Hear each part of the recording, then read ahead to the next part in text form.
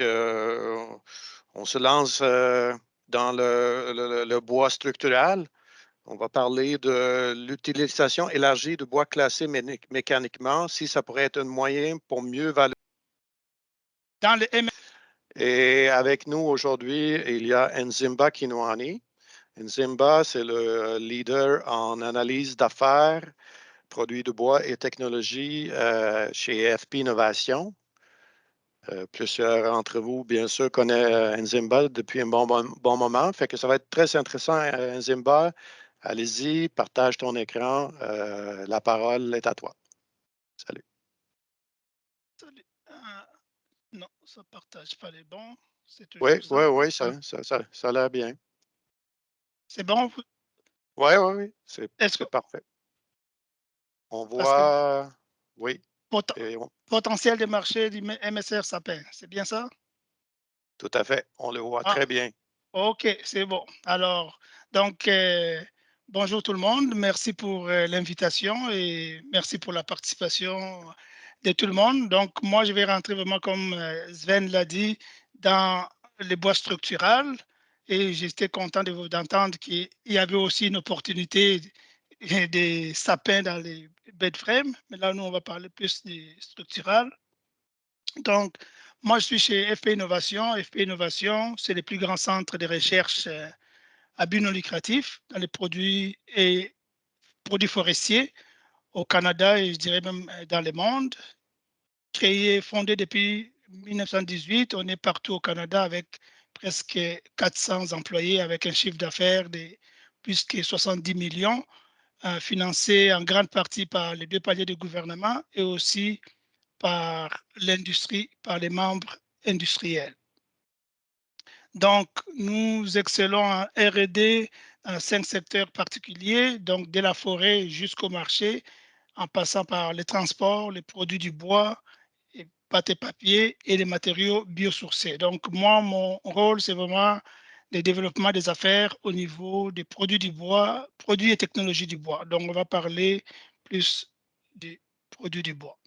Donc, ma présentation va être divisée en, je dirais, 3 grandes sections. On va parler du bois MSR, l'offre et la demande.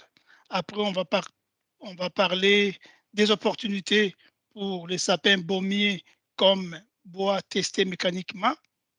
Et ensuite, on va voir les résultats du sondage qu'on a effectué au niveau des marchés, en particulier celui de la préfabrication des produits de construction, que ce soit mur ou modulaire. Donc, comme on le sait, en Amérique du Nord, il y a 2 systèmes de classification et je suis content aujourd'hui qu'il y ait beaucoup d'ingénieurs et on a même les directeurs des NLG. Une présentation fort intéressante. Enfin, on pourra avoir des bonnes questions et des bons échanges si ça permet. Donc, en Amérique du Nord, il y a 2 systèmes de classification. On retrouve le système de classification visuelle où un groupe de produits du bois euh, venant de la même région sont, euh, euh, sont groupés avec leurs forces mécaniques regroupées avec une moyenne des forces mécaniques des essences et souvent les valeurs sont conservatrices et on a les systèmes testés où les valeurs mécaniques du bois sont testées par machine. Donc, c'est ce qu'on appelle les MSR. Au niveau de la demande de bois MSR en Amérique du Nord, donc on observe une croissance de cette demande particulièrement aux États-Unis, mais aussi au Canada. On sait que le Canada, généralement, c'est 10% du marché si on compare aux États-Unis, mais on assiste à une forte demande des bois MSR, notamment au niveau des mises en chantier résidentielles, mais aussi au niveau des rénovations, une petite partie parce que, bon, il y a des professionnels qui font des rénovations en utilisant des bois d'ingénierie ou des composantes structuraux déjà fabriquées en usine. Donc, ils utilisent aussi des bois MSR, mais particulièrement, c'est vraiment au niveau des mises en chantier et résidentielles, où on voit une corrélation vraiment entre la demande de MSR et la construction. Et comme la construction est appelée à croître en Amérique du Nord, donc la demande pour les bois MSR devait aussi s'accroître. Mais cette demande-là ne s'arrête pas seulement aux mises en chantier, mais n'est pas encore reconnue. On voit aussi, ici on peut voir en jaune, on voit aussi qu'il y a un autre secteur au niveau des constructions non résidentielles, mais aussi de plus en plus au niveau des bâtiments multifamiliaux 5 et 6 étages qui demandent des meilleures qualités, meilleures performances mécaniques au niveau du bois. Donc on voit que la demande pour le bois MSR est en croissance. Mais on fait face aussi à la concurrence des produits alternatifs, notamment des bois composites, OSL, LSL, et puis aussi des produits non ligneux comme l'acier léger. Au niveau de l'offre, l'offre suit la demande de bois MSR, mais l'offre au niveau de l'Amérique du Nord est pas mal inégale. Je dirais que le SPF, l'épinette pin sapin, a dominé les marchés depuis plusieurs années, hein, mais on voit qu'il y a un changement qui s'opère au niveau du marché. Donc, si on regarde les graphiques qui est là, on voit que en termes absolus, l'offre de SPF est stagnante depuis 10 ans à peu près. Donc, c'est autour de 790 millions de PMP et ça reste dans ces eaux-là. Alors que l'offre des pains jaunes du Sud, les graphiques en jaune, l'offre des pains jaunes du Sud est en croissance régulière et je dirais qu'aujourd'hui, on atteint quand même des bons volumes. Donc, pour les SYP ou Southern Yellow Pine, c'est à peu près 650 millions de des PMP, ça c'est des données de FAA. Donc, en termes de proportion, on voit que le SPF perd des parts de marché par rapport au Southern Yellow Pine pour deux raisons principalement. La première raison, c'est que la production même des bois d'œuvre des Southern Yellow Pine est en croissance. C'est la seule région, je dirais, en Amérique du Nord où on observe une forte croissance de la production. Donc, dans le sud des États-Unis. C'est pourquoi non seulement la production de bois d'œuvre augmente, mais la proportion aussi des MSR dans les bois d'œuvre produits augmente. Parce qu'en 2013, c'est passé quelque chose d'important au niveau du marché, c'est que les valeurs des forces du Southern Yellow Pine ont été révisées à la baisse de 10 à 30%. Alors, beaucoup des producteurs ayant perdu leur capacité concurrentielle et qui occasionnaient des pertes d'argent se sont convertis à produire à des bois MSR. Donc, la part des bois MSR dans les Southern Yellow Pine est passée de moins de 2% de la production à plus de 3%, qui est à peu près la moyenne nord-américaine, c'est 3%, 3% de la production de bois MSR par rapport à la production globale. Mais ça tient compte seulement du MSR qui est commercialisé sur les marchés libres. Parce qu'il y en a qui testent leur bois dans les usines, les fabricants des bois d'ingénierie. Il y en a qui testent leur bois en usine et le consomment dans leur propre usine pour la fabrication de leurs produits.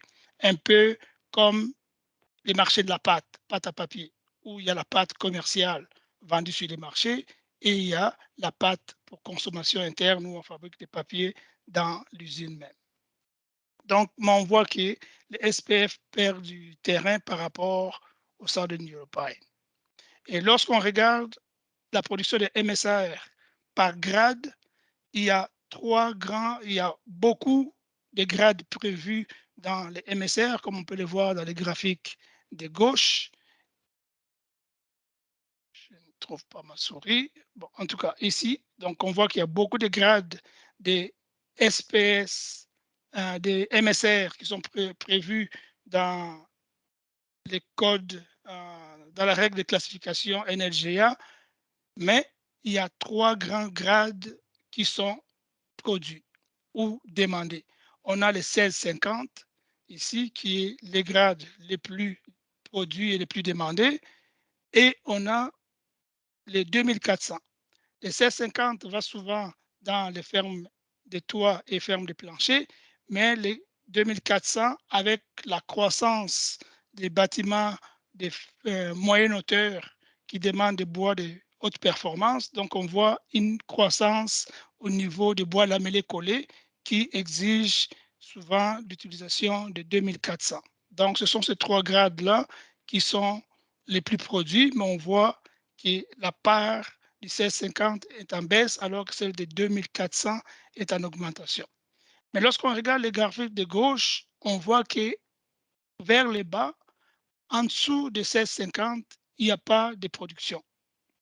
Il n'y a pas de production. Et nous, c'est ce qu'on a regardé. On a dit, bon, il n'y a pas de production, ça pourrait représenter une opportunité si, au lieu de prendre un grade visuel qui est 1, 2 ou numéro 3 STOD, on fabriquait du MSR, mais de ces grades qui sont plus faibles, donc l'équivalent 1500 qui est l'équivalent du numéro 1 et 2, et puis 1350 qui est l'équivalent du numéro 3 ou STOD.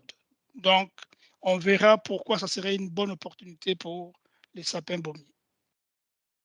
Si on regarde la production de bois au Québec, prenons l'exemple, on a pris l'exemple du Québec parce que toutes les études, toutes les caractérisations, la plupart en tout cas, ont été faites avec le bois du Québec.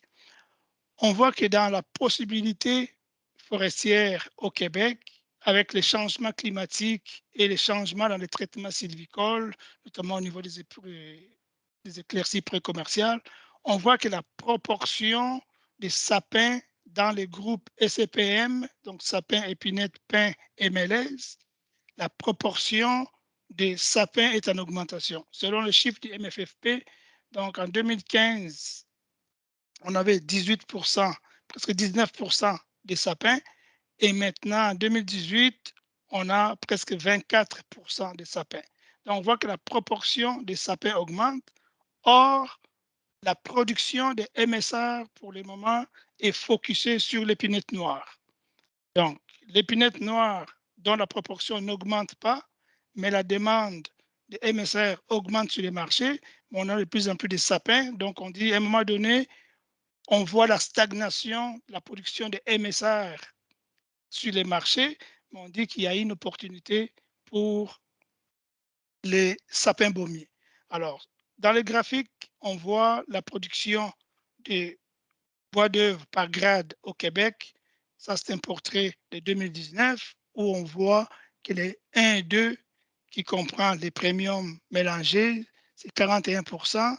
Donc, on a le numéro 3 de 22%, numéro 3 économie, et STOD 15%. Les MSR représentent à peu près 12,6%, donc 13% des MSR qui sont produits, et je dirais exclusivement d'épinettes noires, dont la moitié en 1650 et les autres grades.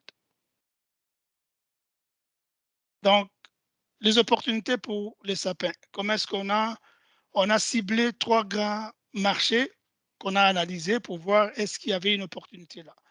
Notamment les bois d'ingénierie qui utilisent des bois MSR, donc tous les marchés qui utilisent, les secteurs qui utilisent ces classes alternatives-là. Bois d'ingénierie, ferme de toits et poutrelles, aussi panneaux muraux ou des modules préfabriqués. Donc la partie mur ou partie toit. Donc dans cette présentation, plus tard, on verra qu'on parle beaucoup des panneaux muraux, mais en fait, ça comprend aussi la partie mur des modules. Dans une étude qu'on a faite, un sondage qu'on a fait dans le passé, on peut voir la répartition, la consommation des différents grades dans les différents secteurs industriels au niveau de la fabrication des fermes de toit, des fermes, que ce soit toit ou plancher. On voit que c'est le numéro 1 et les MSR qui sont utilisés en très grande majorité, on peut dire que presque 80%, même plus que ça. Donc, presque 90%, c'est numéro 1 ou MSR pour les fermes. Au niveau des panneaux, on voit que c'est les STOD. Oui, merci beaucoup, Richard et Tsemba. Structure choisie ou select structural, comme on dit dans la règle de l'NCA, et il y a les numéros 1 et 2. Donc, comme on le verra dans les prochaines diapos, c'est vraiment dans les secteurs l'industrie des panneaux ou De Frédéric Anctil. des sapins baumiers testés MSR semble le plus prometteur. Alors, pour faire cette analyse-là, on a procédé à la caractérisation du sapin baumier. En utilisant les données des anciennes études qui nous ont permis d'avoir disons, d'orienter nos recherches, on voit en analysant l'industrie de la construction hors site en 2019, on a demandé aux fabricants quelle était leur perception de l'impact négatif de la qualité du bois sur l'automatisation de leurs procédés hors site. Parce qu'on a vu que plus le système de production est automatisé, plus on utilise des bois d'ingénierie et même des produits de substitution parce qu'ils sont plus droits, parce qu'ils ils affectent moins la productivité au niveau de l'automatisation au niveau des machines. Donc, la perception des fabricants des modules ou des panneaux préfabriqués, lorsqu'on regarde la flash et on regarde les autres défauts dus au gauchissement, on voit que c'est vraiment la torsion, les cambrés et l'arqué pour lesquels les fabricants pensent qu'il va avoir une forte probabilité d'affecter leur productivité ou la production de leurs composants. Donc, ça, c'est déjà un indice. Alors, dans une autre étude qu'on a faite l'année passée, on a étudié ces trois facteurs-là, donc de gauchissement pour voir entre l'épinette noire et les sapins baumiers, qu'est-ce qui était moins affecté par les gauchissements ou qu'est-ce qui était plus stable dimensionnellement. Donc, si on regarde les graphiques de droite, on peut voir que dans les trois défauts, le cambré, l'arqué et la torsion, le sapin baumier se présente mieux que l'épinette noire, dans le sens que la déformation dans le séchage entre 12 et 17% est moins importante chez les sapins baumiers qu'on trouve chez l'épinette noire. Donc, en termes de millimètres de déformation, on en a moins chez les sapins baumiers que chez l'épinette noire. Donc, ça nous pousse à conclure que les sapins baumiers est l'essence la plus stable par rapport à l'épinette noire. Nzimba, 5 minutes. Oui. Donc, on a aussi testé, comparé en fait les sapins baumiers testés Réintroduire et de remettre en... à leur équivalent classé visuellement. Donc, si on teste les sapins MSR 1350 par rapport au numéro 3 STOD, on voit qu'au niveau des modules d'élasticité, c'est la même chose, mais au niveau de la résistance en flexion, résistance à traction parallèle au fil, compression parallèle au fil, les sapins baumiers a des forces plus élevées que leur équivalent au niveau visuel. Et ça, particulièrement pour le numéro 3 et STOD. Donc, ça ouvre la porte pour la fabrication des STOD dans les murs. Et on a fait une analyse à partir de 50 000 échantillons, des données d'échantillons reçus des industriels du Québec, des sapins testés chez eux. Donc, on a fait une analyse pour voir la performance, les rendements matière des sapins de MSR par rapport aux sapins baumiers. Donc, on voit que les deux rendements les plus importants, si on regarde 50% pour les 1350 ou l'équivalent numéro 3 STOD, on peut obtenir un rendement conservateur de 50%. Et lorsqu'on va tester pour les 1500 ou l'équivalent numéro 1, numéro 2, les rendements sont autour de 30-35%. On voit aussi que selon la règle NLGA, les défauts tolérés des MSR sont les mêmes ou presque que les numéros 2, numéro 1, numéro 2. Donc, si on produit du 1350, qui est l'équivalent numéro 3 STOD, on aura un bois non seulement qui, en termes de force, est l'équivalent, mais il sera plus beau qu'un STOD normal. Donc, on a, pour terminer, sondé l'industrie de la préfabrication pour dire on a une opportunité qui se présente pour avoir des MSR avec des grades qu'on ne trouve pas sur le marché, donc 1350 et 1500, pour remplacer les produits que vous fabriquez. Alors, on veut savoir un peu c'est quoi les problématiques que vous avez en termes d'approvisionnement. La plupart, ça c'est la fréquence des réponses. Donc, les gens dans les panneaux, fabricants des panneaux, ont dit qu'ils avaient des difficultés d'approvisionnement. Et ils ont dit aussi qu'ils avaient C'est pour respecter un d'approvisionnement parce qu'ils trouvaient difficile de s'approvisionner. Donc, pour eux, les deux grades qu'on a énumérés tantôt, 1350 et 1500, représentent un beau potentiel pour les fabricants des panneaux. C'est ce qu'ils ont répondu, c'est la fréquence des réponses qu'on a eue. Et on a aussi demandé l'impact des caractéristiques du produit sur leur décision d'achat. On voit que s'il y a une augmentation de la force, la résistance mécanique, pour les fabricants de panneaux, il y a un intérêt, mais alors que pour les fabricants de fermes, il n'y a pas vraiment d'intérêt parce qu'ils ont déjà les bois qu'ils veulent. Donc, la même chose, on voit que le plus grand intérêt pour les fabricants, c'est vraiment la stabilité dimensionnelle du MSR sapin. Et en termes de prix, c'est sûr qu'en termes de décision d'achat, les prix d'achat est un facteur critique, mais bon, ça, on s'en doutait déjà.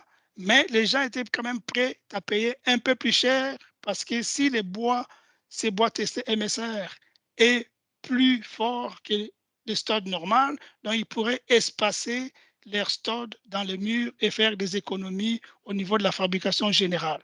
Donc ça, c'est quelque chose qui était considéré pour ces gens-là.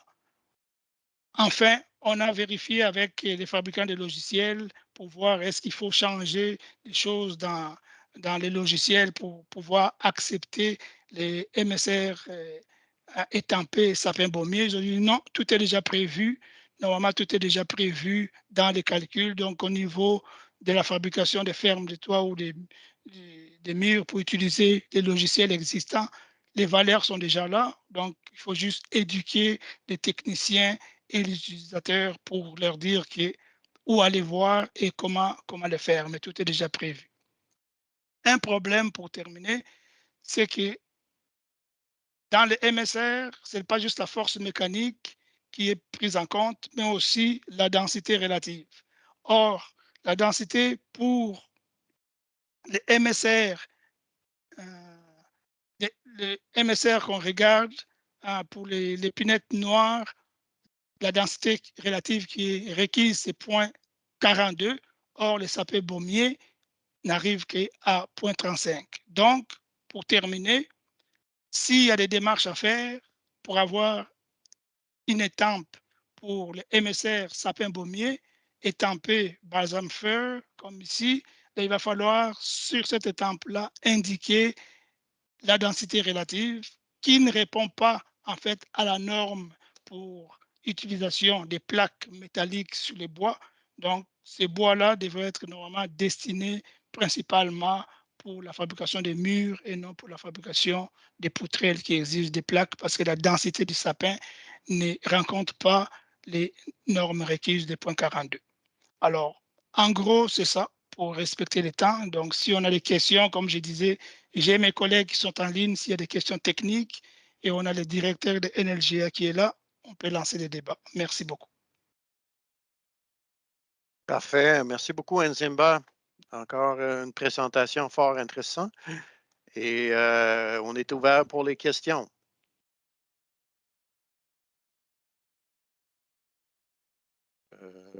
Oui, Alain. Oui, bonjour, Nzimba. Bonjour, Alain. Très belle présentation. Une question assez simple. Demain, si un fabricant de murs en panneau veut commencer à utiliser du sapin baumier pour une fabrication de murs en panneau destinée soit au Québec ou soit en Nouvelle-Angleterre, est-ce que il peut trouver assez facilement le sapin baumier pour ses achats? Puis 2, est-ce qu'il a le droit de construire des murs en panneaux en utilisant le sapin baumier versus nos codes de construction actuels? Oui, il peut utiliser le sapin baumier, mais il ne va pas les tamper sapin baumier, il ne va pas les tamper MSR parce que la norme n'est pas encore reconnue. Donc, il y a des démarches à faire auprès des NLGA. On a le directeur qui est là, qui pourrait intervenir, mais pour le moment, cette étape-là n'existait pas. Or, pour utiliser les bois MSR, il faut que ça soit étampé de la bonne façon. Mais les sapins existent. Donc, avec ta conclusion, on voit que ce bois-là ne servira pas à cause de la densité pour les fermes de toit et les poutrelles de plancher, à cause des plaques métalliques. Oui, nous, on pense que c'est plus pour les panneaux que pour les poutrelles parce que la densité n'est pas là. Donc, si on veut commencer à l'utiliser pour les murs en panneaux, quelles sont les prochaines étapes que le NLGA doit faire pour qu'on puisse avoir accès à ce bois-là sur nos marchés? On passe la question directe à Richard Deschardins. Oui. Richard, veux-tu répondre à Alain? Peut-être ouvrir ton mic, on ne t'entend pas. Merci de me donner le droit de l'activer. C'était surtout ça mon problème. Merci, Simba, c'est une belle présentation. Il y a certaines petites choses qui ne sont pas tout à fait correctes. Je vais mettre au point. La norme te permet de le faire demain matin. OK? Il n'y a pas de problème. C'est tout à fait possible et légitime. Évidemment, il faut que l'usine se qualifie. Évidemment qu'il faut qu'il y ait les étapes de présentation et d'introduction. Et pour répondre à Alain, donc, tu peux l'étamper. Si tu étampes sapin baumier, tu peux le vendre sur le marché canadien et américain parce que les valeurs de design sont reconnues des deux côtés. La question de la densité ou de la masse volumique, ou peu importe le nom qu'on va y donner en français, va aussi nous faire dériver certaines autres valeurs dont tu n'as pas parlé, mais c'est des valeurs secondaires, là, le cisaillement, etc. Et pour les fabricants de plaques, ce que ça va impliquer comme valeur, c'est qu'eux vont devoir qualifier leur résistance des plaques pour une densité inférieure. Ceci étant dit, SPS2, la norme de production MSR, te permet de faire un contrôle de qualité sur la densité. Et si, par exemple, on est dans une masse volumique, parce que le point 35, ce sont les chiffres de Jessam en 1963. Là. Alors, c'est pas c'est sur la valeur nationale sur à peu près 300 arbres qui avaient été pris dans les années 60. Donc, la réalité, c'est que ce chiffre-là, on peut le Perfect. And fonction de notre parterre d'approvisionnement et en effectuant un contrôle de qualité lors de la production. Certains des producteurs MSR le font déjà. Ils peuvent l'étamper sur leurs produits. Et donc, c'est pour ça qu'on a des gens qui produisent du MSR qui étampent la masse volumique garantie dans leur production. Ça a évidemment un impact direct sur le résiduel, mais c'est possible.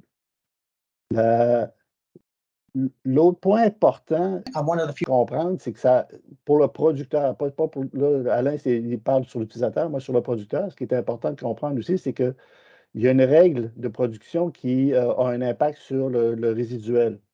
Autrement dit, si on fait le bois qui ne classera pas va devoir être classé dans les classes inférieures. Fait que ce serait une analyse importante financière à vérifier l'impact de cette production-là. Parce que si tu fais, par exemple, du 1.3, tu ne pourras rien produire en haut de 1.2 dans ton classement visuel. Donc, tu vas probablement l'envoyer très rapidement dans les classes inférieures. Fait qu'il faut juste faire attention sur l'équilibre des classes choisies. Parce qu'évidemment que si on, entre guillemets, épure le dessus de la production, ben on peut pas, si on sort tout le bois avec une moyenne d'1.3, évidemment que le résiduel ne peut pas avoir une moyenne d'1.4 quand on joue sur ce chiffre-là. C'est tout à fait possible, mais ça nous permet de le sortir et de le dériver. Ça fait plusieurs années qu'on parle de regarder ces classes alternatives-là pour certaines essences, pour sapins. Fait que c'est très intéressant de le faire. Je remercie d'avoir regardé ça. Et il n'y a pas d'empêchement technique profond qui l'empêche. Évidemment, il y a un empêchement, il y a un enjeu de marketing, de mise en place, mais après ça, c'est la commercialisation dans laquelle vous êtes habitué et expert là-dedans. C'est plus cet aspect-là. Je ne sais pas si Alain, ça répond à ta question, mais il n'y a pas d'empêchement à le faire. Oui, merci beaucoup, Richard et Tsimba. Oui, ça répond. Okay. Merci, Richard. Merci, Richard. J'ai une question de Frédéric Anctil dans le chat question un peu en marge, puisque nous utilisons passablement de sapin dans les usines frontalières. Est-ce que c'est prévu de revoir l'approche concernant le SPFS lorsque testé MSR? C'est-à-dire, pourquoi la classification MSR n'a pas précisé 66 million people. le SPFS? Ceci nous permettrait d'une part de développer davantage de 1650 et 2100, tout en considérant le 1500 et 1300 éventuellement. Mais la problématique liée au MSR et SPFS nous empêche de progresser. Une très bonne question. Est-ce que c'est Richard ou Nzimba qui veut répondre? C'est Richard. OK. Le dossier SPFS, c'est un dossier totalement indépendant de ce dossier-là. Ça dépend sur quel marché on veut le regarder. Si je comprends ta question, c'est pour le marché américain. Il est possible, et ceci se relève plus de NERMA parce que l'étampe SPFS relève de NERMA. Pour le Canada, le SPFS, on en a parlé un petit peu lors d'un atelier de séchage, de transfo l'automne dernier, un petit peu. On est en train de réintroduire et de remettre en place l'importation ou l'autorisation de bois dit étranger au Canada. On a une série de... Ce dossier-là a été sur la glace pendant très longtemps et en ce moment, on est en train de mettre ça en place pour que le bois SPFS devienne, entre guillemets, reconnu officiellement par les codes, soit par équivalence, soit par reconnaissance formelle. C'est un dossier qui est très cher, que je prends très à cœur parce que je reconnais qu'une bonne partie du bois SPFS est produit au Québec et qui, pour des raisons ésotériques, a toujours été ignoré. Mais ceci étant dit, pour le MSR, sur du côté, fait qu'on ne peut pas faire du MSR en SPFS aujourd'hui pour du SPFS. Puis c'est pas une raison technique, c'est pas une raison de propriété mécanique, puis c'est pas une raison c'est vraiment juste une raison d'imbroglio normatif dans lequel on est en train de défaire des nœuds en ce moment. OK, non, je pense que ça, c'est un très bon questionnement, puis il y a de développement à faire à cet égard-là.